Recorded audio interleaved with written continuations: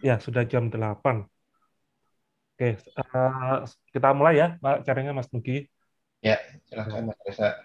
Assalamualaikum warahmatullahi wabarakatuh. Selamat malam semua teman-teman yang telah hadir di Beta Talks. Terima kasih atas kehadirannya. Selamat malam, Pak Guntur. Nah, ini Oh, adalah acara yang sangat berkesan dan kami dari Beta UFO merasa terhormat sekali atas kesediaan Pak Guntur datang di acara Beta Talks malam hari ini. amin. Nah, ini benar-benar spesial guest ya teman-teman. Tamunya Pak Guntur Soekarno Putra. Nah, ini Pak Gunturnya malam ini sudah hadir. Oke, kita tanya-tanya kabar sebentar ya ke Pak Guntur. Pak Guntur, apa kabar? Sehat? Alhamdulillah, baik-baik. Alhamdulillah. Alhamdulillah, baik. Mana di Reza juga sehat. Iya, sehat Pak. Sehat. Yang lain-lain gimana tuh? Oh, Sehat, ya Pak. Pak. Sehat. Ya. Baik, Mas To. Oke. Ya. Nah, teman-teman, sebelum acara nanti kita mulai, perlu saya sampaikan sedikit ya, semacam format acaranya nanti. Nanti ini akan ada tanya jawab dari teman-teman pembawa acara kita malam hari ini. Nanti juga ada tanya jawab yang akan kami pilih dari peserta ya. Terus nanti sekitar pukul setengah 9 malam, nanti kita ada break karena apa namanya Pak Guntur ada perlu sebentar, nanti akan balik lagi ke acara kita. Nah, Oke. untuk yang belum tahu kok ada apa ini acaranya mengundang Pak Guntur. Nah, Pak Guntur ini adalah tokoh nasional yang sangat menaruh minat besar pada per-UFO-an ya. Per-UFO-an terutama per-UFO-an di Indonesia, dan beliau sudah beberapa kali turut hadir dalam acara di Beta Talks yang selama ini kita selenggarakan. Tanpa berlama-lama lagi ya, malam ini acaranya akan kita mulai bersama-sama. Nah, mulai Mas Nugi. Ya, pertama Mas Nugi ya. Mas Dino. Oh Ya. ya, Mas Dino. Ya. Oke. Ya. Halo, Mas To. Malam. Ya. Ada dua pertanyaan nih, Mas To. Saya mau tanya ya. Ini kapan dan mengapa Pak Guntur tertarik mengenai topik UFO Indian? Jadi mulai kapan tuh, Mas To? Ya, udah lama sih. Apa dari zaman sekolah, Mas? Mungkin dari Apa? masa sekolah? Ya. Apa sejak dari masa sekolah SMA? Oh, sebelumnya Oh, tempe. oh, mirip saya, Mas To. Iya. Jadi ceritanya itu biasanya kita di keluarga dulu di Iya. istana kalau makan apa itu makan siang, makan malam kan kumpul Iya. bapak, ada ibu, adik-adik segala macam. Nah, itu biasanya kalau udah apa itu selesai makan kan kita Iya. makan buah. Nah, waktu makan buah itu biasanya kita ngobrol ngalor ngidul gitu. Mau Oh, nanya apa, mau bicara apa gitu. oh, oke. Oke. Waktu itu ya nggak tahu gimana bapak cerita mengenai film. Waktu itu mau beredar tuh film apa War of the World Oh, ya, yang War of War ya. Iya, ya. Nah, yang mengenai bumi iya. diserang sama UFO alien, Iya. terus lawan sama Amerika, terutama ternyata senjata-senjata yang ada di Amerika nggak mempan. Oh, oke. Akhirnya yang bisa mengalahkan justru bakteri-bakteri di bumi. Si Oh, alien iya. nggak tahan, sehingga aliennya kemudian kalah lah. Gitu. Oh, iya. Nah, sejak itu ya udah kita mulai bicara, mulai Bapak bicara mengenai UFO lah, kenapa kemudian Oh, alien itu apa kepalanya jadi besar, matanya jadi besar, iya. organ-organ yang lain jadi kecil dan lain sebagainya. Jadi mula-mula ya itulah. Jadi dari film itu ya Mas To ya, War of the World ya. Saya kira Sebetulnya sebelum film itu pun udah sering juga ngomong-ngomong iya. mengenai UFO segala macam. Kan Bapak kan ya memang mau dikatakan pengamat atau apa ya, bisa juga dikatakan udah ngerti lah mengenai UFO, alien, segala macam gitu. Oh ya. Saya rasa Mas Top pernah nonton Close Encounter pasti ya? Ya, lihat. Iya. Oke. Close Encounter yang Third Kind ya. Ya, yang Third Kind. Steven Spielberg itu tahun 77 kalau nggak salah itu. Ya. Nah, ini pertanyaan kedua nih Mas Top. Nah, adakah topik khusus yang tentang alien atau UFO yang Pak Guntur minati ya? Topik khusus tentang alien UFO. Misalnya kehidupan di planet lain atau ya alien abduction. Kalau saya sih kalau mengenai UFO, alien itu kayaknya rata-rata saya suka aja ya. Cuman kalau topik-topik khusus itu sebenarnya Iya. saya ada pengalaman waktu udah kuliah di Bandung.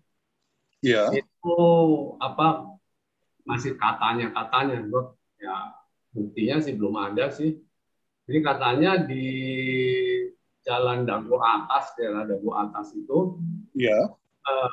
ada seorang yang katanya pernah diculik sama alien gitu. Iya, ya. Tapi saya coba telusuri waktu itu saya masih di ITB, jurusan teknik mesin. Iya. Telusuri gitu tapi nggak jelas. Gitu. Jadi ya kalau dibilang topik, ya banyak topik yang saya suka. Ya. Cuman salah satu contohnya ya topik itu nggak jelas gitu. Oh, oke. Jadi banyak ya Mas To ya? Semua yang berhubungan dengan alien UFO ya? Oh ya. Oke, baik Mas To. Berikut ya, ada yang bertanya. Silakan Mas Togi. Mas Nugi masih ke mute. Iya, Mas Tos, saya mau bertanya, apakah punya favorit tokoh peneliti UFO yang paling disukai oleh Mas Tos gitu? Tokoh ya, kalau tokoh sih banyak juga sih tokoh-tokoh tuh yang. Tapi saya seneng sama itu, justru yang nggak tahu ya, udah pernah baca bukunya belum, si Alan Watts. Alan Watts ya. Karena bukunya udah diterjemahkan bahasa Indonesia dan topiknya kita kalau baca itu gampang ngerti gitu. Daripada siapa lagi ada juga yang itu Perancis atau Inggris itu, tapi itu bahasa Inggris terus terlalu jelimet yang jelasinnya, jadi buat saya mendingan yang gampang-gampang aja diterima. Kalau Alan Watts itu yang menurut Mas To yang menarik tuh apanya ya Mas To ya? Cara dia menjelaskan gampang diterima dan dia tuh scientific gitu penjelasannya. Tapi scientificnya scientific populer. Jadi katakanlah orang awam gitu yang belum tahu mendalami mengenai alien, UFO apa gimana, kalau baca tuh buku tetap ngerti gitu. Oke. Sama kalau menurut Mas To, kira-kira di Indonesia ini ada daerah tertentu atau lokasi tertentu yang bisa dijadikan fokus untuk penelitian UFO tidak ya? Kalau menurut Mas To sih, segini luas Indonesia di mana aja kita bisa meneliti UFO. Tapi kan kalau nggak salah waktu itu kan ada peristiwa Alor tuh. Ya. Itu Mas To juga nggak tahu tuh udah pernah diselidiki secara intensif apa enggak, atau sekedar gitu-gitu aja. Alor itu mungkin dulu Bapak J. Salatun ya Mas To ya dulu ya? Ya, betul. Nah, sekarang ini kan yang Mas To agak bingung dan ya sebenarnya tanda tanya loh buat Mas To, kenapa sih kok 8 itu sekarang Lebur jadi Brin. Brin, ya. Jadi yang ngamatin ruang angkasa tuh kayaknya nggak ada yang khusus gitu loh. Iya. Kalau zaman Pak Salatun kan ya seperti saya bisa komunikasi langsung, nanya apa segala macam. Sekarang saya nggak tahu kalau mau nanya kemana. Jadi kalau menurut Mas To mungkin Alor ya yang harus dibuka kembali kasusnya ya begitu ya?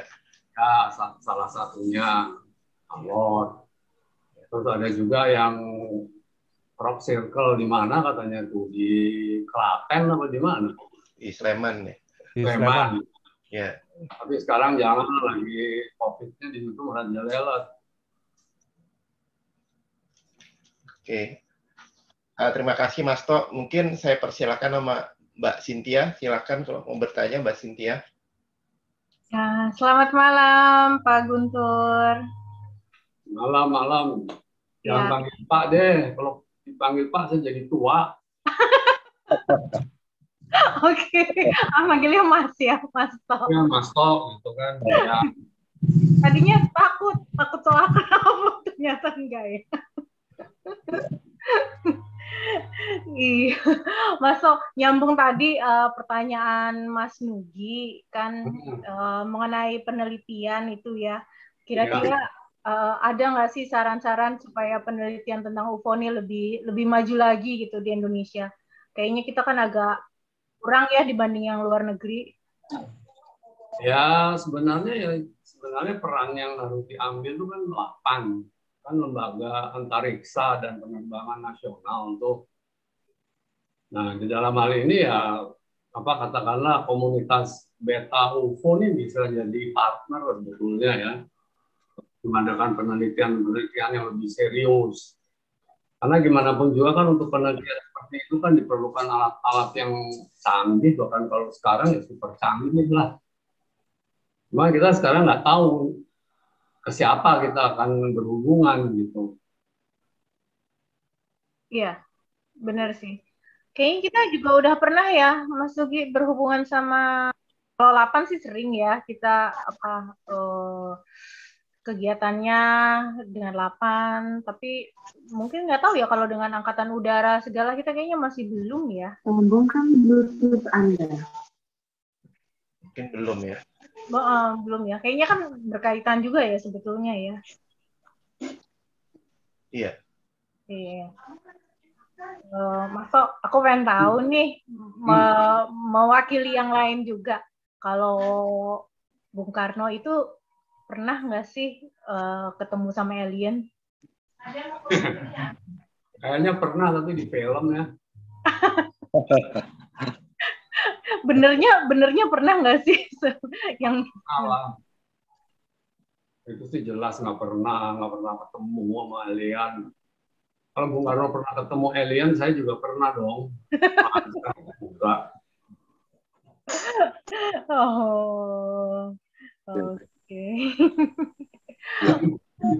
Ini ada pertanyaan lagi nih dari Mas Mahendra, mau apa? Mas Mahendra mau diwakilkan atau Mas Mahendra yang langsung bertanya nih? Ya langsung boleh. Oh gitu, oke, silakan Mas Mahendra. Selamat malam Mas To. Hah? Jadi pertanyaan yang ingin saya sampaikan ialah, apakah Mas To percaya bahwa salah satu penyebab kematian yang dialami oleh John F. Kennedy ada kaitannya dengan keinginan beliau mengungkapkan tentang UFO? Kalau menurut saya nggak ada itu. Kennedy dibunuh karena kalau kita baca laporan dari Komisi Warren ya, itu nggak ada hubungannya sama UFO sama sekali kok. Oh iya. Ya tapi itu hubungannya karena ini Kennedy kan ngangkat adiknya Robert jadi jaksa agung. Nah si Robertnya ini mengganti kepala FBI. Nah, rupanya itu kepala FBI-nya waktu itu dijabat sama siapa saya agak lupa, sakit hati gitu. Dia bikin konspirasi untuk membunuh Kennedy. Jadi bukan dari karena UFO atau gimana.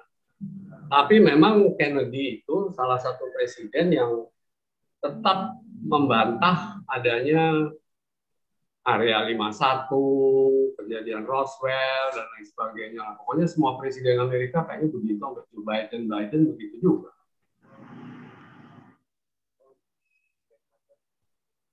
Lagi deh.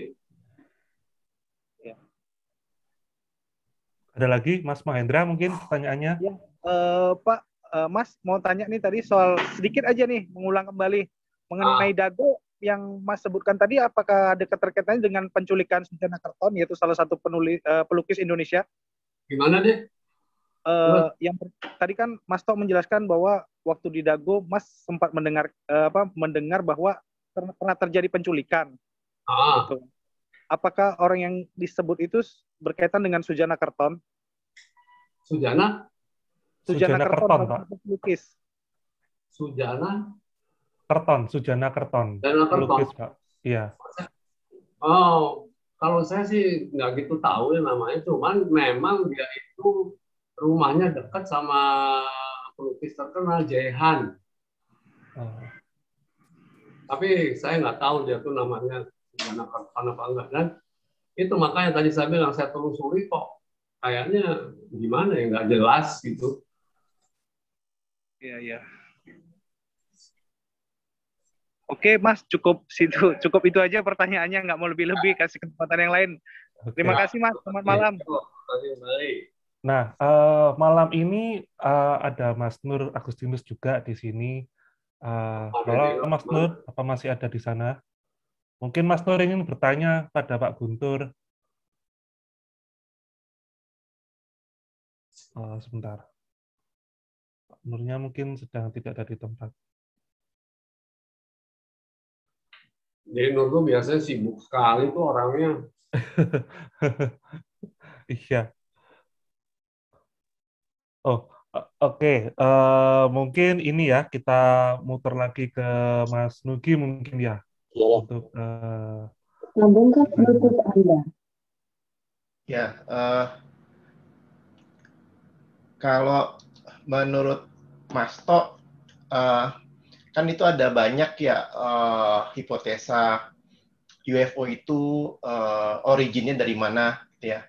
Kalau menurut Mas Tok tuh UFO itu sebenarnya siapa sih originnya yang mengendalikan, yang mengendarai? Mungkin bisa dijelaskan. Ya kalau UFO yang mengendarain ya si alien lah.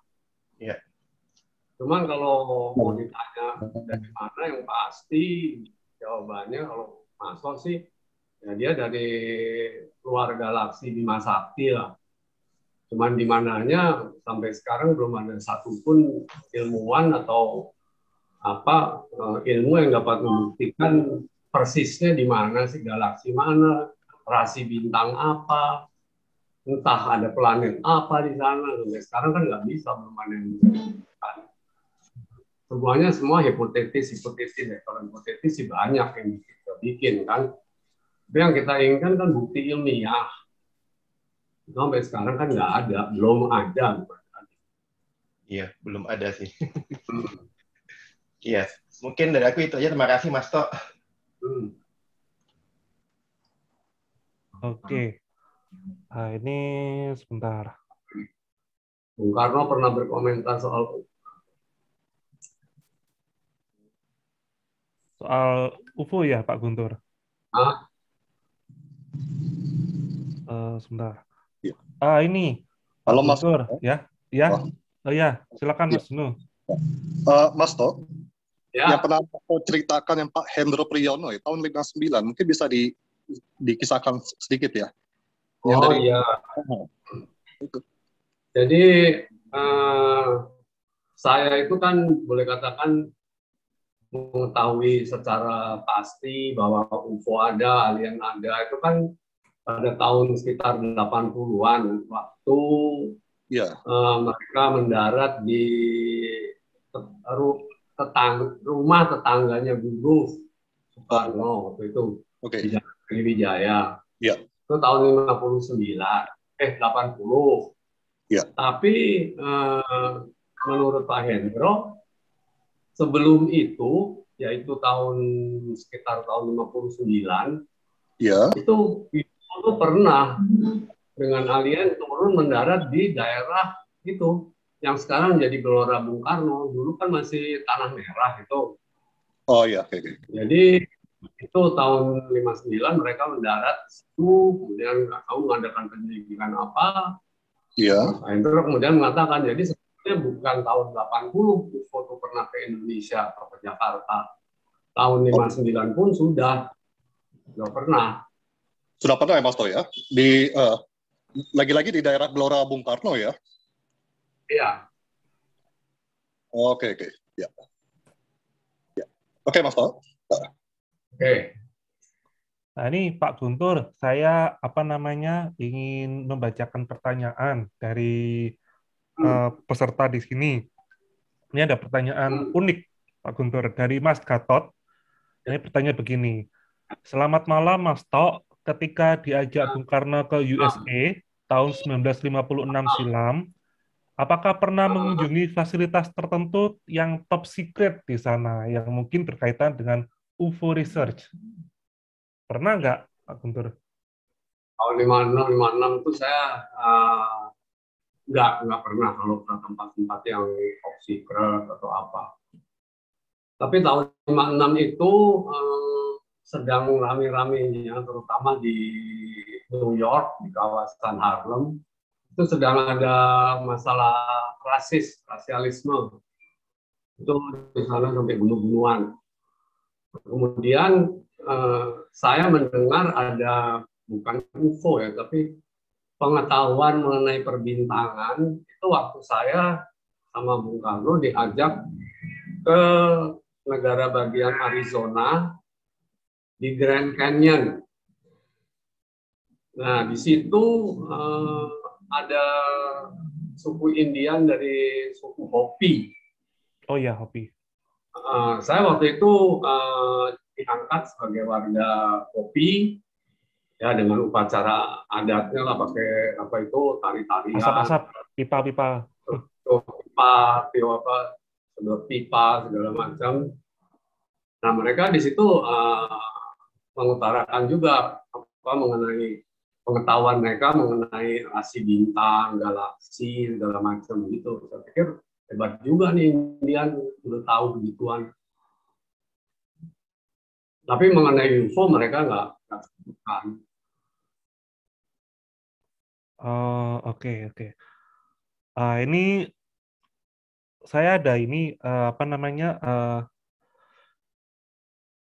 pertanyaan juga, pertanyaan iseng sih sebenarnya. Nah ini kan dulu kan kita di Indonesia itu kan pernah dihadiri oleh Ellen Hynek, Ellen Hynek itu. Nah, lalu sempat ada isu UFO juga dibahas, sempat ya oleh pemerintah kita kala itu. Nah, kalau yang sekarang itu kira-kira Pak Guntur ada harapan nggak untuk Indonesia ini bagaimana ya kira-kira untuk menghadapi atau ya menyikapi masalah UFO ini? Kan kemarin Amerika sudah kayak open pada publik bahwa ya kami mengakui UFO gitu. Nah, kira-kira Pak Guntur ini ada harapan enggak seperti Amerika itu pada Indonesia saat ini? Yang pertama mengenai Ellen Hynek. Iya. Saya tuh melihatnya kalau Ellen Hynek tuh dia tuh yang teorinya jelimet gitu loh, susah dicerna gitu. Terus apa tadi pertanyaan selanjutnya? Oh, ini apa namanya Pak Guntur?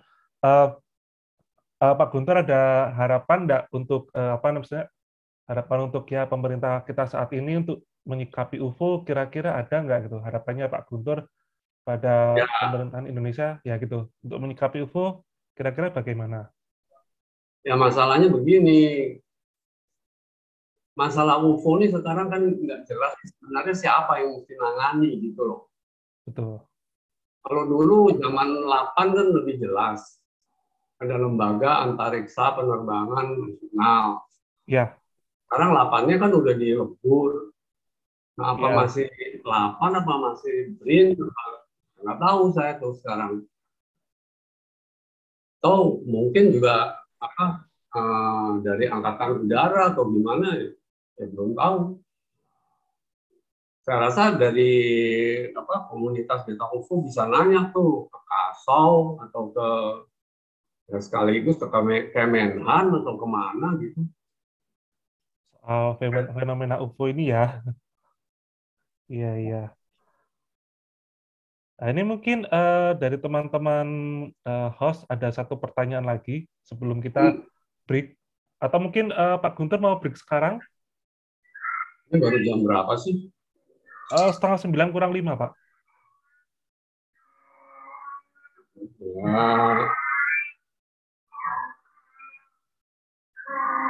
Ya bisa 2 menit lagi deh. Oh iya. Ya, gimana mungkin ada teman-teman yang ingin bertanya lagi? Teman-teman host di sini. Mungkin dari Mbak Cynthia atau Mas Nugi? Ya, ini ada yang nitip pertanyaan ke saya. Apakah Pak Guntur mengetahui tentang tokoh peneliti UFO yang bernama Farida Iskiovet yang merupakan sekretaris dari Adam Malik pada zaman dahulu? Saya waktu zaman Pak Adam itu kenal sama sekretarisnya itu bukan yang Farida, justru ada satu lagi yang cewek juga sih. Saya lebih intim atau dekat hubungannya sama yang satunya itu. Kalau Farida saya cuma bahasa Sunda tuh kenal munding gitu. Oh, jadi nggak begitu mengenal Pak ya, Farida. Ya, udah itu aja sih yang mau saya tanyakan. Terima kasih. Tapi apa menurut Pak Guntur ini memang Bu Farida ini memang ini ya sedikit banyak tahu tentang UFO ya, Pak Guntur? Atau Pak Guntur pernah dengar hal itu? Enggak tuh. Soalnya saya ngobrol juga jarang sama yang bersangkutan. Iya, iya, iya. Oke. Mas Ipang mau bertanya tuh, atau mau sekarang atau mau nanti setelah break? Oh iya, gimana Pak? Bapak mau break sekarang dulu atau? Ya deh, saya break dulu ya. Iya, iya Pak. Baik Pak. 10 menit lah kira-kira. Iya, iya. Silakan Pak. Iya. Boleh bicara nggak? Oh iya, boleh, silakan.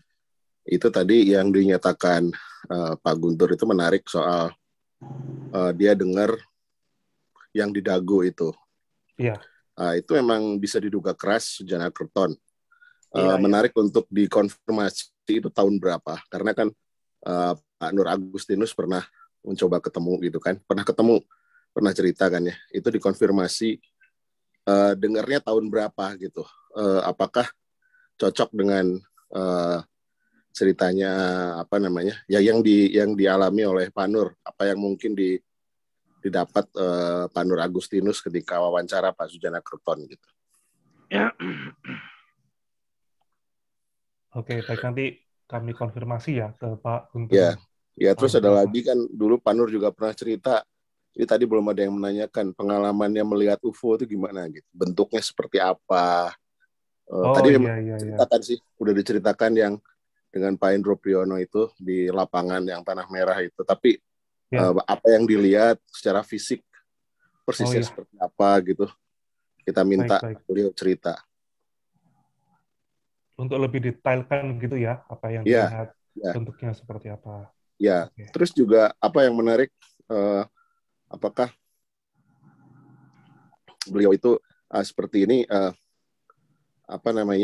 memang kecenderungan pribadi gitu ya, yang secara kognitif gitu, atau mungkin ada sesuatu yang bawaan gitu.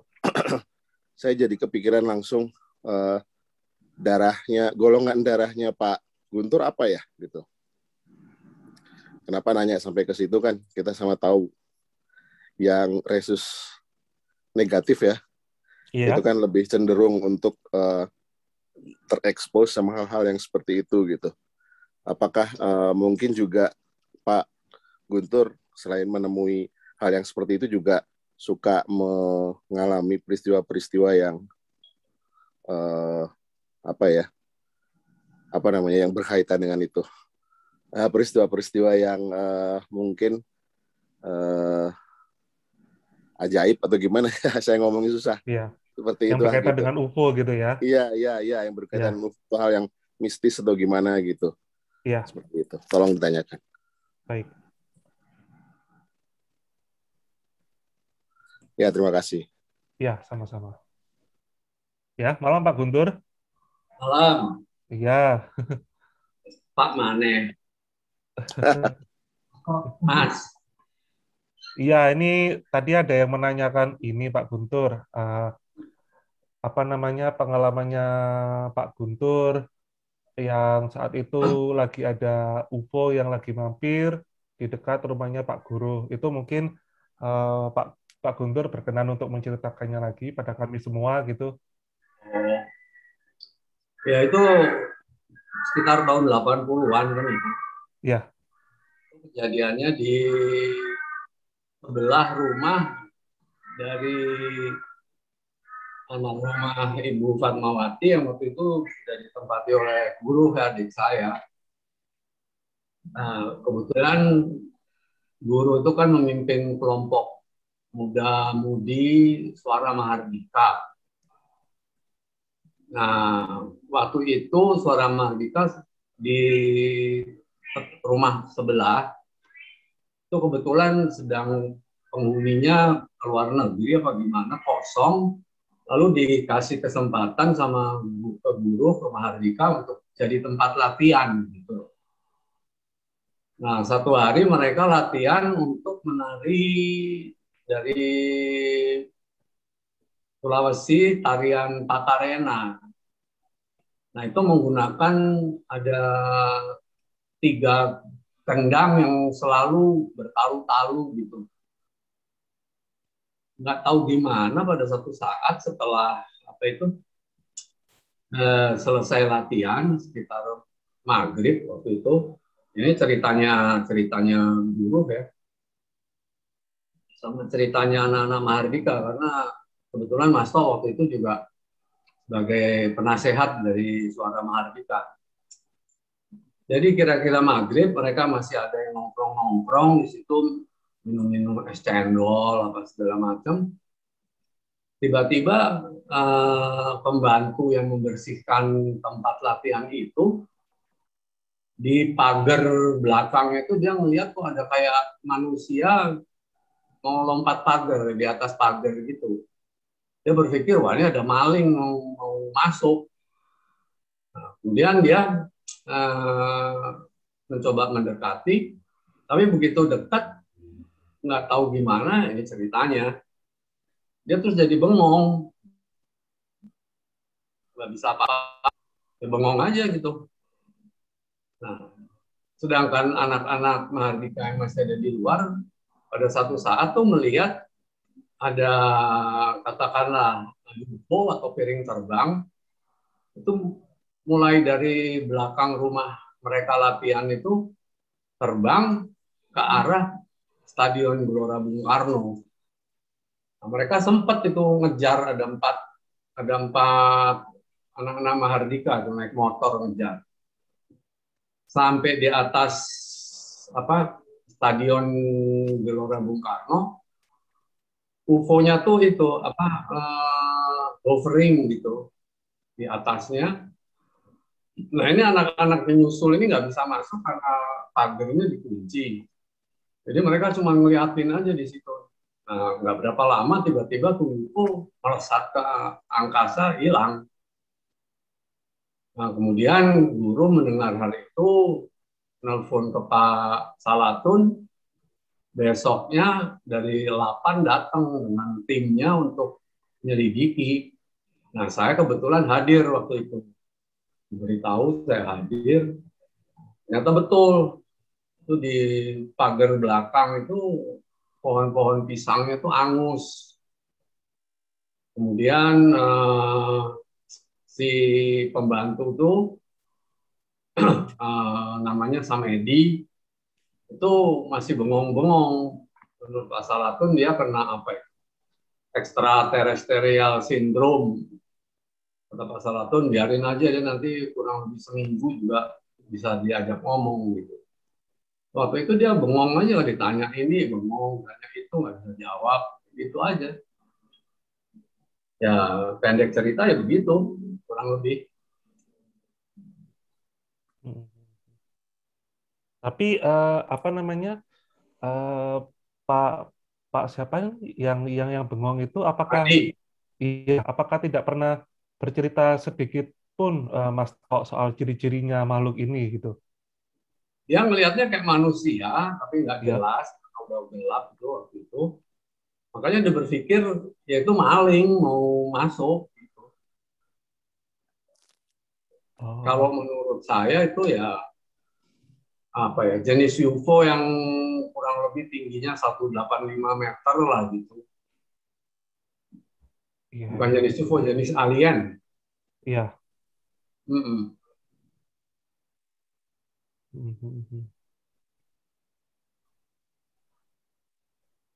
Oke. Nah ini Mas Nugi tadi ada yang bertanya ya soal Pak Sujana Kerton lagi itu apa ya tadi Mas Nugi ya? Saya kok agak lupa ingat. Ya, yang dilihat sama Mas To itu kalau mau dicocokkan dengan kasusnya Sujana Kerton, mungkin bisa ditanya ke Mas To itu peristiwanya yang di Bandung gitu di tahun berapa, di bulan apa gitu. Oh iya. Tadi ada yang bertanya Pak yang tadi apa namanya Pak Guntur mendengar ada isu orang diculik itu di Bandung itu tahun berapa? Mungkin Pak Itu Guntur ingat. saya waktu itu udah kuliah di ITB.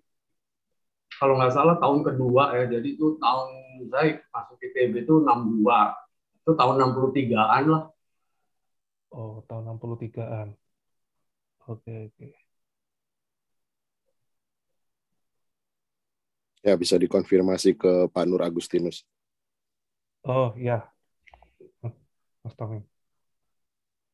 Iya, ini mungkin dari teman-teman host ini ada yang ingin bertanya lagi pada Pak Guntur. Mungkin yang tadi ya, yang kejadian di rumah Mas Guru itu,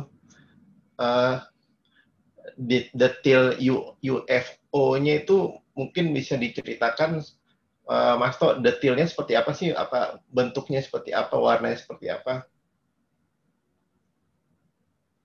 Ya, yang ngelihat kan Samadi. Samadinya cuman ngasih taunya setelah dia agak sadar gitu ya kayak manusia gitu, tapi nggak jelas karena udah gelap maghrib.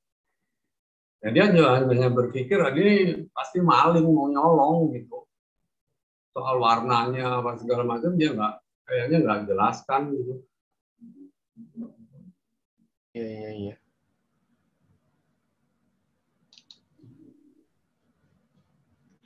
Sama yang ini, Mas To, kan tadi sempat cerita pernah berkunjung ke tempatnya Suko Hopi ya di Indian, orang Indian Hopi ya. Indian Hopi ya. Itu menarik sekali ya, mereka punya pengetahuan tentang astronomi ya di situ ya, Mas To ya. Ya, betul. Jadi bisa diceritakan mereka tuh kok bisa apa yang diketahui tentang dari Indian Hopi itu?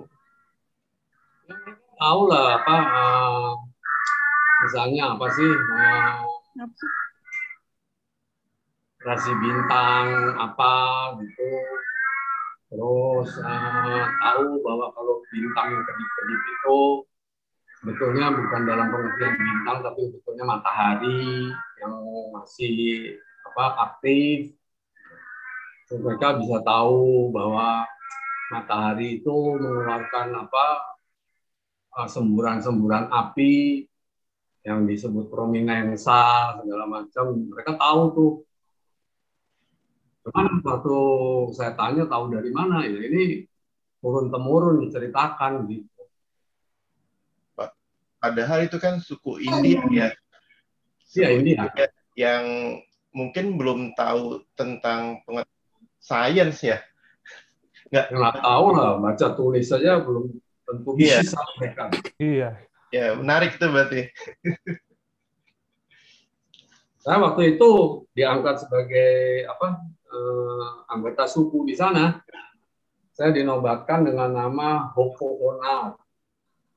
Siapa Mas Toh? Hoko Ona? Hoko Honau. Oh, Hoko Honau. Hoko Honau itu artinya katanya beruang besar. Beruang besar? Beruang. Iya, beruang. Bir. Kan saya tuh mikir-mikir, oh ya beruang besar gitu, Mbok. Jangan beruang ya, tapi beruang gitu. Beruang.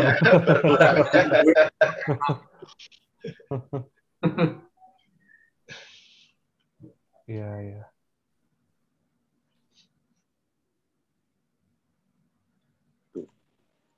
Halo Mas Reza. Iya Mas Dino. Nah, mau tanya ke Mas To. Iya, silakan. Mas To. Sekarang banyak orang berpandangan UFO itu makhluk metafisika. Itu kalau menurut Mas To gimana? Paling nggak ada unsur metafisika, tapi bukan dalam arti mistik ya, tapi ada unsur metafisik. Itu kalau menurut Mas To bagaimana?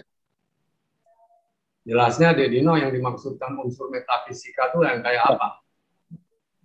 Ya seperti paranormal gitu ya. Jadi maksudnya ya kalau dibilang mistik sih nggak, tapi ada rada-rada gaib gitu. Kan banyak kan penampakan UFO yang berkesan seperti itu. Nah, jadi ada yang bilang mereka mungkin dari alam metafisika. Nah, kalau menurut apakah Mas To sependapat dengan itu? Dari alam metafisika? Ya. Nggak, kalau Mas To bukannya Mas To bantah ya, tetapi kalau buat Mas To, UFO tuh barang real, barang nyata. Artinya dia bukan barang yang yang gaib atau apa, tapi nyata lah. Karena ya itu kita bisa buktikan sih bahwa itu ada. Nah, pengalaman saya di rumah guru itu kan udah membuktikan memang ada, gimana saya mau bantah. Dan itu kan nggak ada hubungannya sama metafisik. Ya. Jadi real. Real fisik kita Mas To ya. Oke. Ya. Oke, Mas To. Ya. Mas Reza mau nanya, saya Mas Reza. Oh ya, ya boleh. Ya, Mas To, saya mau kembali lagi dengan apa yang terjadi di rumahnya Mas Guru. Saya berpikir gini, pasti yang namanya alien itu punya alasan untuk mendatangi ke tempat tertentu gitu. Nggak sembarang tempat dia datangi, dia kunjungi. Pertanyaan saya, apakah ada hal yang khusus di rumah yang dijadikan tempat latihan waktu itu? Mungkin benda yang ada ajiannya atau jimat atau apa gitu. Itu satu. Terus juga saya berpikir tadi latihannya latihan tarian apa ya nama persisnya? Saya berpikir jangan-jangan tarian itu mungkin malah yang memanggil gitu. Pakarena, tariannya namanya tarian Pakarena dari Sulawesi Selatan. Nah itu kalau menurut pendapat saya itu kenapa kok si UFO datang? Karena itu suara gendang yang bertalu-talu itu katakanlah frekuensinya sama dengan frekuensi yang tertangkap oleh si UFO gitu. Sehingga si UFO kayaknya penasaran ya ada apa nih yang ada yang kayak manggil. Dia datanglah ke tempat itu. Jadi bukan karena ada jimat atau apa. Oke. Iya, makasih Mas To. Iya. Nah, dari teman-teman host mungkin ada yang bertanya, mungkin Mbak Cynthia atau Mas Nugi lagi atau ya. Oke. Mana apa ya? Oh, ngantar tadi ya? Iya. Oh, oke. Bentar. Belum di-mute. Aku nggak ada pertanyaan, Mas Reza. Oh iya. Dari peserta bisa dibacakan. Oh iya, iya. Oh ya, ini tadi ada yang bertanya ke kami, Mas To. Nah, ini pertanyaan dari Dani Tumbaleka kepada Mas To dan tim Beta Talks. Dari siapa? Dhani Tumbaleka. Oh, ya ini ya. Tumbelaka. Oh, maaf, dari Tumbelaka ya. Dari Tumbelaka. Dari Tumbelaka ya. Ini ada pertanyaan. Ada pertanyaan yang pertama. Apakah ada catatan resmi tentang kehadiran UFO dan alien di Nusantara? Ada nggak, Mas Tok, kira-kira? Apa catatan resmi? Kehadiran UFO atau alien di Nusantara. Jadi catatan resmi negara. Iya. Maksudnya di Nusantara atau di ya, di Indonesia, di Indonesia. Indonesia saya, kalau di Indonesia ya, saya nggak tahu ya. Barangkali di 8 ada itu waktu zamannya Pak Salatun. Kan kalau yang di Sriwijaya itu masuk ke filenya Pak Salatun itu. Oh iya. Dan di harian apa ya waktu itu saya lupa, kalau nggak salah entah Tempo, entah apa tuh, itu dimuat juga kejadian itu. Oh iya, kejadian yang ini ya di rumahnya Pak Guru itu. Iya. Oke. Nah, ini ada yang Mas Dhani bertanya lagi nih. Bagaimana pendapat Mas To perihal peradaban Maya, Inka, Aztec di Amerika Tengah dan Amerika Selatan yang sering disebut berhubungan dengan alien? Nah, ini kira-kira menurut Mas To, adakah hubungannya suku-suku tersebut? Ya, kalau menurut saya sih hubungan secara apa ya? Secara fisik atau secara seperti face to face gitu ya. Saya rasa ya enggak ya. Cuman kalau hubungan semacam kayak Samadi ketemu alien gitu ya mungkin. Jadi mungkin ini ya, hadap-hadapan gitu ya mungkin ya, ketemu-ketemu gitu. Oh, oke. Dan seperti juga suku Hopi, ya. Mereka kemudian ya mungkin diberi ilmu atau apa untuk mengetahui mengenai perbintangan atau apa gitu ya, itu bisa saja. Oke. Nah, ini juga ada satu ini pertanyaan yang apa namanya dari Mas Dhani, pertanyaan terakhir nih. Bagaimana pendapat Mas Tok perihal peradaban Sumeria yang apa namanya menurut banyak pihak Dewa Anunnaki ini adalah alien gitu. Apakah Dewa apa? Dewa Anunnaki adalah alien gitu. Wah, terus terang kalau Sumeria saya mungkin pengetahuan saya kurang cukup ya. Oh iya. Karena di dalam literatur yang saya baca nggak terlalu banyak yang mengungkapkan masalah Sumeria. Oke. Jadi saya rasa ya saya mesti cari dulu di literatur bagaimana tuh. Iya. Ini sudah itu saja pertanyaan dari Mas Dhani Tumbelaka. Ini kemudian salam sehat selalu dari keluarga Suwiryo. Ya. Mas Ipang kayaknya mau bertanya tuh, Mas Desa. Oh iya, silakan Mas Ipang. Oke. Selamat malam teman-teman, selamat malam Mas To. Malam. Ya. Izin bertanya Mas To. Beberapa pertanyaan kalau boleh. Ya. Boleh. Ya, ini saya mau nanya. Mas Ipang suaranya kecil, sorry. Oke, tag udah masuk? Udah masuk? Oke ya. Nah, setelah 8 era Pak Salatun sampai sekarang ini sepanjang perjalanan Mas To ya dari kasus mendaratnya UFO itu 59 sampai sekarang ya kira-kira 60 tahun ke sini ya. Apakah Mas To bisa mengetahui atau bisa mengkonfirmasi apakah Indonesia ini memiliki program-program penelitian khusus yang meneliti atau mempelajari subjek UFO secara khusus, mungkin militer atau ada badan atau operasi intelijen khusus? Apakah Indonesia juga menerima dan menyelidiki laporan-laporan UFO dari petugas militer atau masyarakat? Apakah Mas Tok punya informasi ini bisa dibagikan sama kita-kita? Jadi ada pertanyaan lagi, mungkin mau dijawab dulu. Mas Tok? Ya, sejauh yang saya tahu ya, sejak Pak Salatun nggak ada nih, kayaknya minim itu yang yang membicarakan masalah UFO dari kalangan pemerintah ya. Apakah itu dari Angkatan Udara, apakah itu dari ya pihak-pihak yang menurut saya berwenang, apalagi setelah 8 ini dimasukkan ke BRIN itu, kita udah nggak ada lagi itu apa. Jadi tidak ada informasi tentang itu ya, Mas Tok ya? Hah?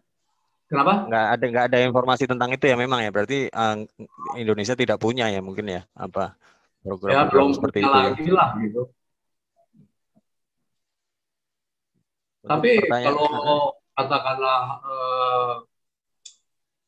pengamat-pengamat UFO atau itu ya kita masih ada yang masih punya perhatian. Salah satunya yang itu ya yang seperti Pak Hendro Priyono begitu, pengetahuannya mengenai UFO itu cukup mumpuni itu, bisa ditanyain itu. Oke, ini mungkin menyangkut pertanyaan berikutnya, satu pertanyaan terakhir. Sampai sejauh ini, khususnya di Indonesia ini, apakah ada orang-orang dekat atau yang dikenal Mas Tok, mungkin biasa bertukar atau memberikan informasi atau memiliki minat khusus mengenai topik ini, topik UFO ini? Apakah kedepannya kalau ada orang-orang itu, apakah kedepannya Beta UFO bisa menjangkau orang-orang itu, Mas Tok, gitu? Maksudnya apa? Orang yang sering diskusi sama saya? Diskusi sama Mas Tok, iya ngobrol kah? Atau mungkin ngasih-ngasih info-info tentang UFO? Ya itu orang-orang. Ya. Saya sering ngobrol sama Dedino tuh loh. Hampir ya kira-kira 2 minggu sekali ya Dedino ya kita hubungan ngobrol soal UFO. Iya, sering kita bicarakan itu. Ya. Iya. Maksudnya selain Mas Dino, mungkin selama ini sebelum apa? Kalau selain dengan Beta UFO ya. Ya dengan Pak Hendro, bicara soal UFO. Tapi kalau tidak menyangkut UFO, hanya membicarakan masalah ruang angkasa, mengenai roket, mengenai satelit, mengenai pertahanan di masa depan atau segala apa itu, yang pertahanan di masa depan itu bukan lagi berada di kawasan katakanlah Ibu Pertiwi atau kawasan darat dan laut, tapi adanya di dirgantara, di angkasa luar, itu untuk pertahanan. Dan perang akan datang itu perang angkasa luar. Nah itu saya sering diskusi, sering bicara dengan Pak Cepi Hakim. Oke, terima kasih Mas Tok informasinya. Itu aja yang mau saya tanyakan. Silahkan Mas Risa. Wah, ini menarik ini. Kira-kira ini Mas Tok, apakah Beta UFO ini bisa ngobrol-ngobrol ya dengan Pak Hendro? Kira-kira terkait UFO Kalau ini. Saya udah ngomong sama Pak Hendro ya. mengenai Beta UFO segala macam. Ya. Pak Hendro bersedia untuk jadi narasumber katanya. Udah, saya udah ngomong itu. Kalau ke Cepi belum. Oke. Ya Pak, nanti mungkin kami akan bikin acara juga Mas Nugi dengan Pak Hendro ini. Ini Maaf, menarik nih. Mungkin Pak Luhut juga bisa, Mas Tok. Oh iya, Pak Luhut mungkin gimana? Saya belum pernah ngomong UFO tuh sama Pak Luhut. Oke. Ya, mungkin sekarang Pak Luhut lagi repot pandemi COVID ini. Oh iya. Jadi wah, sibuk sekali lah. Izin Mas. Siapa tadi yang bicara? Tadi ada suara. Oke.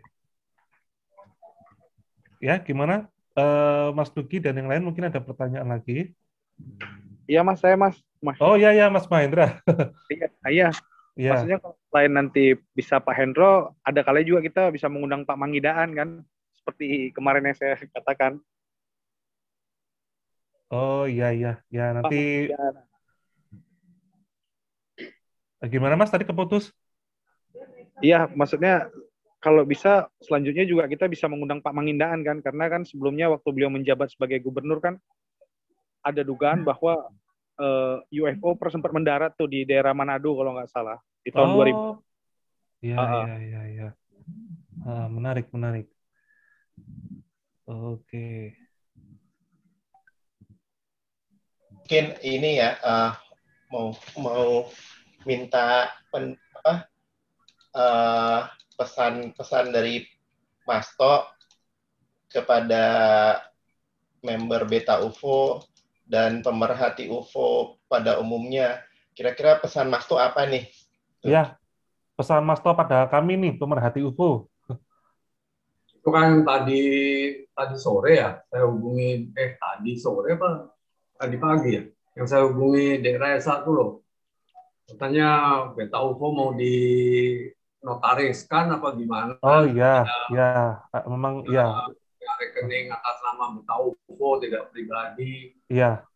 Nah, itu saya rasa ya kalau memang mau dibikin suatu organisasi yang notarial atau gimana ya bagus. Dan seperti yang saya sarankan itu, saya dulu kan ya sampai sekarang masih aktif lah di organisasi dulu di sejak mahasiswa lah. Nah kalau saya waktu di organisasi itu kan saya udah jelaskan ke DKS tuh selalu yang jadi batu sandung itu kan masalah dana. Iya. Nah itu tadi kan saya udah sampaikan ke DKS tuh baiknya coba dimobilisasi tuh anggota-anggota atau simpatisan-simpatisan Beta UFO tuh ada yang dompetnya tebal nggak? Kalau ada suruh jadi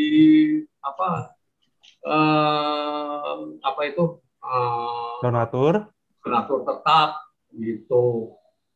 Soalnya kalau tarik pakai dengan sistem iuran anggota, pengalaman saya susah lah di Indonesia nih. Oke. Ya, terima kasih banyak Mas To. Terima kasih banyak Mas To. Nah, ini mungkin pertanyaan terakhir ya dari member, mungkin Mas Andi Setiadi bertanya. Halo Mas Andi. Boleh. Selamat malam Mas To dan admin para Beta UFO, makasih waktunya. Mas To, kalau menurut Mas To sebagai pengamat UFO senior kami, menurut Mas To, kenapa jika alien itu eksis, kenapa alien atau UFO ini diam-diam mengamati kita? Kenapa mereka tidak menampakkan diri atau menunjukkan dirinya secara formal sehingga kita sebagai manusia itu bisa berinteraksi atau mempercepat kemajuan kita? Makasih Mas To. Selamat malam. Ya itu kalau kita hubungkan dengan teorinya si Erik von Däniken, UFO ini kan katakanlah melihat manusia ini kan sebagai binatang ternaknya. Jadi mereka datang tuh kan dari abad ke abad tuh melihat perkembangan evolusi manusia kan. Jadi lihat binatang ternaknya gimana sih, udah bisa beranak apa belum, cara beranaknya gimana, segala macam. Jadi menurut Mas To ya Mas To berpegang atau lebih melihat lebih logis teorinya si Erik von Däniken mengenai kenapa kok UFO sering muncul, kenapa kok nggak mau ketemu baik-baik seperti dengan manusia atau bagaimana, karena mereka melihat ya kita ini kan binatang ternaknya. Makanya itu sangat menarik tuh kejadian di Alor itu. Tapi mereka kan agresif di situ. Rasa itu jawaban saya. Ya, terima kasih Mas To. Selamat malam. Mas To mau nanya lagi, mau izin bertanya. Ada yang nitip pertanyaan lagi ke saya. Bagaimana pendapatnya Mas To tentang crop circle, terutama yang pernah terjadi di Indonesia di tahun 2011? Mungkin ada pendapatnya. Terima kasih. Apa ini yang di Sleman itu ya? Iya.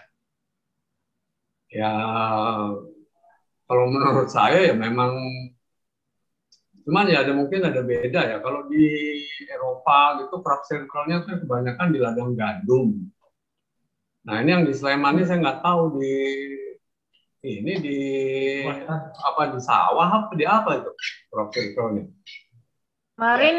Kemarin sempat juga ke sana sih di Sleman. Dia di sawah. Sawah itu yang sudah mau panen. Jadi sudah agak kering tanahnya, sudah mau panen. Nah, itu terus kemudian kita ngobrol dengan saksi matanya, memang ada bekas gosongnya. Ya itu bisa saja, saya rasa mereka ya memang mereka membuat crop circle itu kan sebetulnya untuk apa ya, semacam agar supaya kalau dari atas, dari angkasa itu mereka tahu sebagai apa sih, petengar apa tanda-tanda, oh di sini dulu pernah kita turun, oh di sini pernah kita daratin.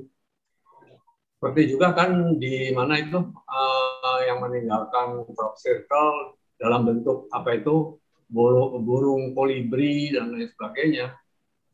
Ada lagi fenomena, ada lagi fenomena tanda-tanda yang mereka buat itu bukan dengan crop circle, tapi di hutan Amazon kalau nggak salah antara Amazon dan Kongo, di hutannya itu mereka misalnya ini hutan taruhlah kalau di Indonesia hutan jati seluruhnya, tapi mereka di tengah hutan jati itu tanam pohon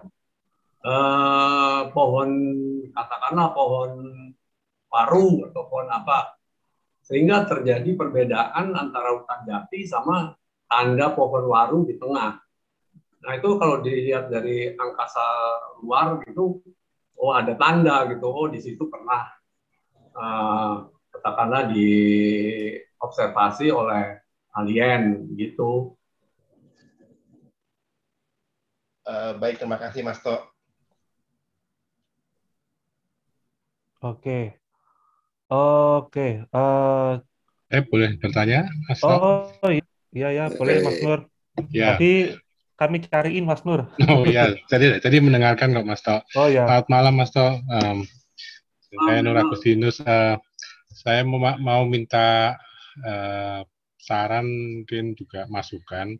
Bagaimana cara mungkin atau saran dari Mas To supaya generasi muda khususnya ya mungkin remaja itu menyukai dunia sains dan juga khususnya antariksa dan mungkin juga UFO-an ini, Mas To. Mungkin ada nasihat-nasihat. Nah itu kita kembali harus ya secara tegas nih pemerintah menyatakan ada badan yang menangani masalah itu. Nah, seperti tadi Mas To bilang kan dulu ada 8 lembaga antariksa. Nah, sekarang ini 8 dilebur jadi BRIN. Nah itu masih nggak itu urusan antariksa itu ditangani oleh BRIN atau ya gimana caranya, itu justru jadi pertanyaan Mas To gitu loh. Atau komunitas beta UFO yang mesti jadi pelopor gitu untuk generasi muda. Ya, paling enggak seperti yang udah Nur kirim ke Mas To nih, kaos ini kan kalau untuk generasi muda menarik ini. Terus pernah Nur kirim stiker tempel di mobil atau gimana, yang begitu-begitu menarik itu. Cuman ya kembali lagi di situ kan masalahnya masalah dana yang tadi saya utarakan. Ya. Memang generasi muda saat ini kan khususnya di Indonesia ini banyak yang lebih percaya hal-hal gaib ya saat ini ya daripada sains gitu. Nah ini memang tantangan buat kita semua sih. Karena sebetulnya kalau kita bicara tentang luar angkasa, kemudian juga tentang kemungkinan adanya kehidupan di planet-planet lain atau juga ya, terutama yang berhubungan dengan piring terbang atau UFO ini, banyak orang tuh kemudian mudah sekali tidak percaya tapi mereka percaya pada hal yang sifatnya lebih ke gaib itu ya, ke mistis gitu. Nah itu memang hambatan yang cukup besar. Karena ini masalah pola pikir sih sebetulnya. Mungkin agak beda di tahun-tahun 70-an, 80-an, di mana minat terhadap sains itu sangat besar ya, dibandingkan dengan belakangan ini. Ya, saya rasa itu apa ya? Sebenarnya saya rasa masalah apa minat atau enggak itu begini. Ini saya mengikuti apa yang Bung Karno ajarkan ya. Menurut Bung Karno itu di dalam satu masyarakat yang sifatnya masih agraris seperti kita ini, itu hal-hal yang gaib seperti Dewi Sri, terus Sari Pohaci, Nyai Loro Kidul, apa itu muncul memang. Itu udah apa sih satu apa fenomena yang memang begitulah. Kecuali kalau kita nanti sudah masuk ke dalam suatu masyarakat yang lebih industrialisme, itu pola pikirnya akan lebih apa logis, tidak terlalu percaya sama hal-hal mistis, lebih ilmiah dan lain sebagainya. Nah, ini kita sedang di dalam masa peralihan itu. Jadi memang ya, generasi muda ada yang sementara itu agak cuek, tapi sekarang dengan adanya teknologi digital apa gimana, HP atau apa, itu mereka seperti cucu saya, itu kan tiap hari pegangnya HP aja. Dan kalau ditanya mengenai UFO ya sedikit-sedikit tahu sih dia. Ya, terima kasih Mas To. Ya. Oke. Nanya sedikit Mas Reza. Iya. Ya, mau nanya langsung ya. Sebenarnya pertanyaan untuk peserta sudah kami close. Gimana Mas Nugi? Masih bisa? Ya udah, tutup ya udah. Oke. Mungkin Mas To-nya apakah masih bisa Mas To? Lihat jam dulu ya. Iya, sekarang sudah jam 9:12. Mungkin Mas To ingin beristirahat. Nanti dulu ini jam itu jam waktu mana tuh? Waktu ya WIB, Mas To. Jam saya kok masih jam 9:09 ini. Oh. Bisa lah, 1-2 menit nanya apa gitu masih bisa. Oh, Oke, silakan Mas Tommy. Iya, nanya sedikit aja. Kalau Mas Guru itu apa punya ketertarikan yang sama dengan Mas To soal UFO dan alien? Guru sih urusannya urusan seni dia. Mengenai UFO, mengenai alien gitu, ya sekedar tahu-tahu aja, tapi kayaknya nggak tertarik tuh dia. Dia lebih senang ngarang lagu, ciptain tarian, ya gitulah. Beda. Soalnya tadi yang diceritakan Mas To bahwa mungkin musik tari Pakarena itu yang menarik alien itu datang, mungkin betul ya. Saya langsung lihat di Wikipedia ya, bahwa itu memang tarian Pakarena itu tarian ritual ketika penduduk di sana itu menyampaikan rasa syukur pada penghuni langit. Jadi memang sepertinya ada hubungannya itu. Ya. Sepertinya ada hubungannya. Ya siapa tahu kalau Mas Guru punya ketertarikan juga, menarik juga untuk suatu saat itu diminta cerita tentang tarian itu. Boleh tanya aja sama guru, dianya ngerti nggak tuh soal UFO apa segala macam. Oh iya, makasih Mas To.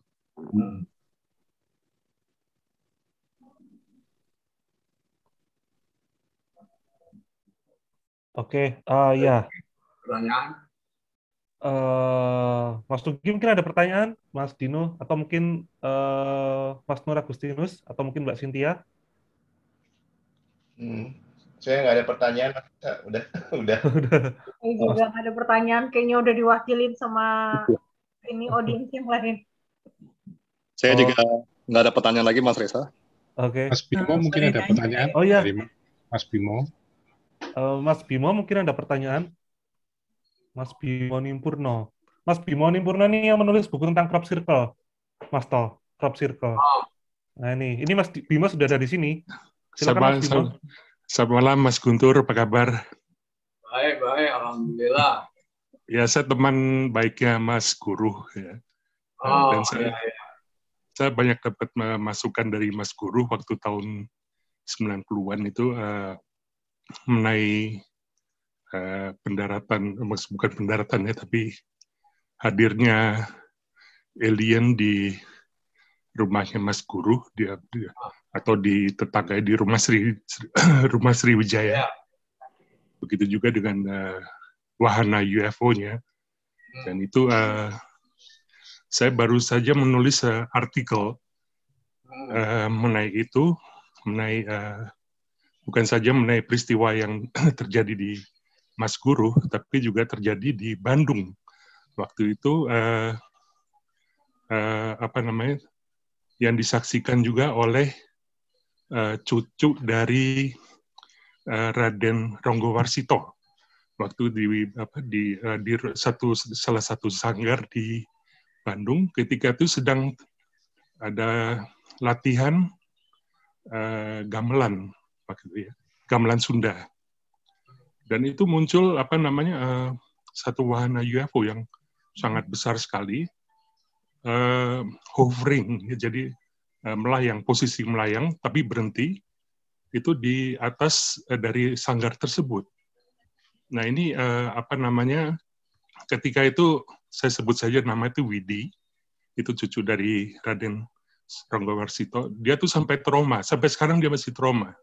Jadi kalau saya menceritakan mengenai soal masalah UFO, dia tuh agak menghindar dan menjerit ya juga ya, saking dia traumanya dengan masalah yang dia lihat pada waktu kecil itu. Dan ini saya kaitkan ini dengan satu aktivitas permainan musik itu sangat mempengaruhi sekali untuk mungkin bisa dijadikan satu sarana komunikasi dengan mereka, seperti halnya yang terjadi yang diperagakan oleh Steven Spielberg dalam film Close Encounters of the Third Kind. Itu dia menampilkan satu musik dari India yang diterima oleh satu komunitas di India. Nah ini kemudian itu dijadikan seperti sandi dari musik, dari lagu tersebut, yang bisa berkomunikasi dengan alien atau dengan EB dan atau katakanlah UFO. Ini bisa menjadi satu sarana komunikasi dari sandi tersebut. Jadi tapi tidak sembarang musik, seperti misalkan musik pop atau musik rock and roll yang dinyanyikan oleh The Beatles atau oleh Elvis Presley, itu tidak akan menunjang sarana untuk komunikasi. Paling-paling hanya menunjang sebagai rambu adanya kehidupan di planet kita, di planet bumi. Tapi untuk sebagai sarana komunikasi itu tidak bisa. Yang bisa dijadikan sarana komunikasi itu seperti apa yang ditampilkan oleh Mas Guru pada waktu latihan di rumah Sriwijaya, kemudian juga yang di sanggar yang di Bandung dan lain-lain, atau seperti tari-tarian dari Indian dengan ketukan kakinya, dengan lagu-lagu etniknya, kemudian juga dari dari beberapa negara lain yang mempunyai musik etnik, itu bisa dijadikan satu sarana komunikasi seperti halnya yang difilmkan oleh Steven Spielberg. Nah ini terus kalau musik-musik seperti kontemporer futuristik yang seperti diperankan oleh Enigma, seperti oleh Jean-Michel Jarre, kemudian oleh beberapa musikus yang lainnya dari kontemporer futuristik, itu juga bisa. Ini menurut pendapat saya ya. Kemudian juga musik klasik seperti dari Beethoven, dari Bach, dari apa. Bahkan ada beberapa crop circle yang ada di Britania Raya di Inggris, itu juga mempunyai satu pola mirip dengan tangga nada yang ada dari musik dari Bach, musik klasik dari Bach. Nah, ini kalau menurut Mas Guntur, kira-kira bagaimana ini? Apakah benar demikian bahwa musik etnik seperti yang diperankan oleh Mas Guru, kemudian musik-musik gamelan Sunda, gamelan Jawa, Bali, itu bisa menjadi sarana komunikasi kepada mereka? Terima kasih, Mas Guntur. Ya, kalau menurut saya sebetulnya bukan masalah itu etnik apa enggak, tapi yang penting itu frekuensinya bisa sama nggak sama frekuensi yang dipunyai oleh alien atau UFO gitu. Okay. Kalau itu musik berbunyi, kemudian frekuensinya kebetulan cocok, nah itu UFO-nya akan curious gitu. Ini dari mana nih datangnya? Sehingga mereka mau menyelidiki. Jadi mau musik pop kan, mau musik tradisional, mau musik etnik apa gimana, yang penting frekuensinya bisa cocok nggak. Cuman masalahnya kita nggak tahu frekuensinya yang sebetulnya yang dipunyai oleh UFO alien itu ya katakanlah berapa hertz atau berapa ini, itu kita nggak tahu. Jadi yang ada tuh kebetulan gitu loh. Okay. Misalnya gamelan di Bandung, ya kebetulan dia cocok frekuensinya. Yang di rumahnya tetangganya dulu itu juga kebetulan, kendangnya itu talu-talunya tuh kok nyambung sama frekuensinya mereka. Jadi masalahnya ya di sini ya kira-kira frekuensinya bisa sama apa enggak. Tapi sejauh ilmu pengetahuan yang kita miliki, untuk mencari frekuensi mereka itu ya kita nggak tahu. Ya sekarang ini kan diharapkan dengan adanya area 51 itu kan ada katakanlah alien dan piring terbang yang disembunyikan di bawah semacam hanggar di bawah tanah itu. Nah, Amerika itu sekarang dengan area 51 itu membuat surprise, mereka itu kok bisa membuat pesawat pembom stealth. Suatu pesawat pembom yang desainnya itu nggak bisa ditangkap oleh radar. Itu satu. Ilmu itu oleh banyak scientist diperkirakan pasti ini ilmunya dapat dari si alien yang ketangkap itu. Itu pertama. Kedua, Amerika sekarang itu sudah mengetahui adanya binary code, kode-kode biner. Kode-kode biner ini, nah ini yang diharapkan. Kode-kode biner ini ya semacam tulisan yang bisa dibaca juga oleh alien.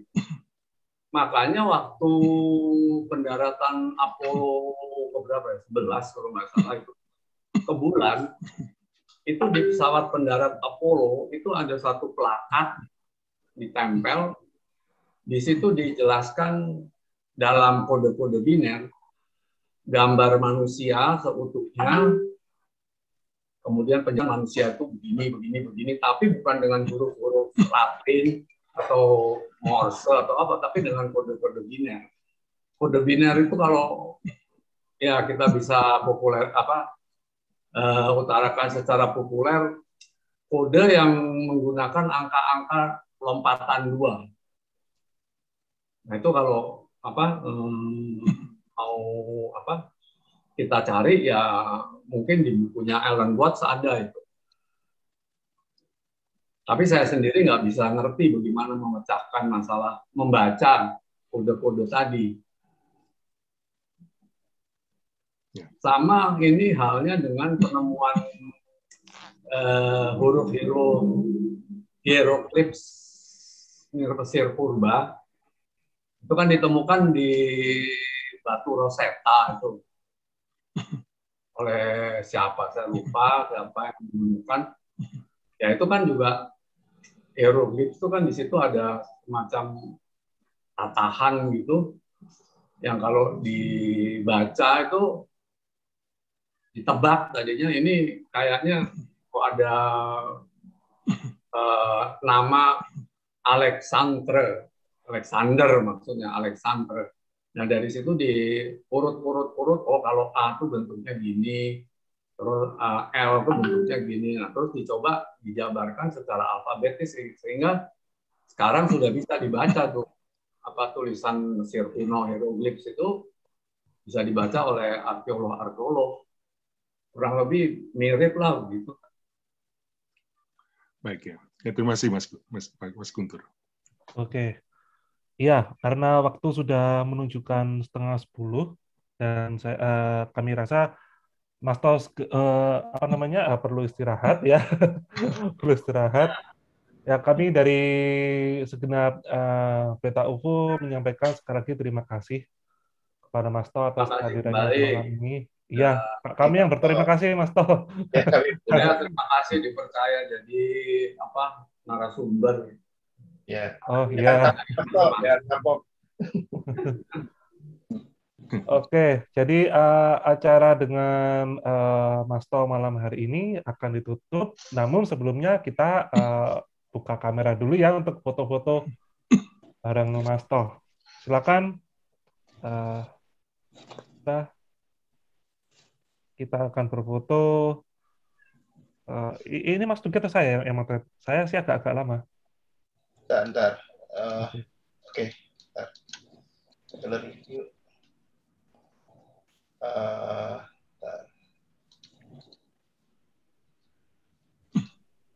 Oke. Ini ada empat halaman. Ya.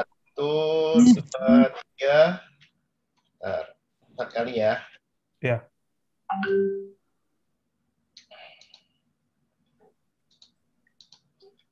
Oke, kemudian 1, 2.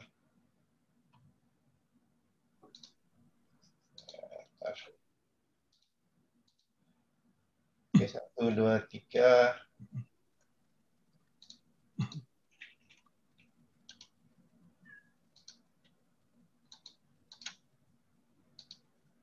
Satu, dua,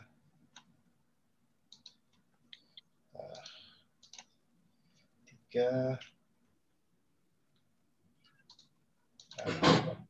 Bentar, buka kacamata. Oh.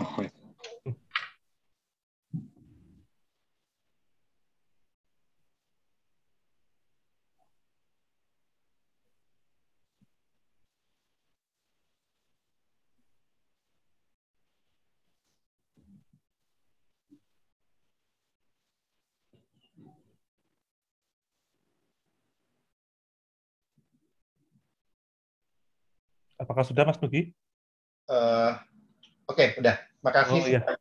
Terima kasih, Mas To. Ya, makasih kembali. Terima kasih. Terima kasih, Mas To. Ya. Makasih. Sampai ketemu. Sehat-sehat ya, Mas To dan semuanya sehat-sehat. Ya. Salam sehat. Ya. Terima kasih, Mas To. Ya, terima kasih. Kembali. Di Nino.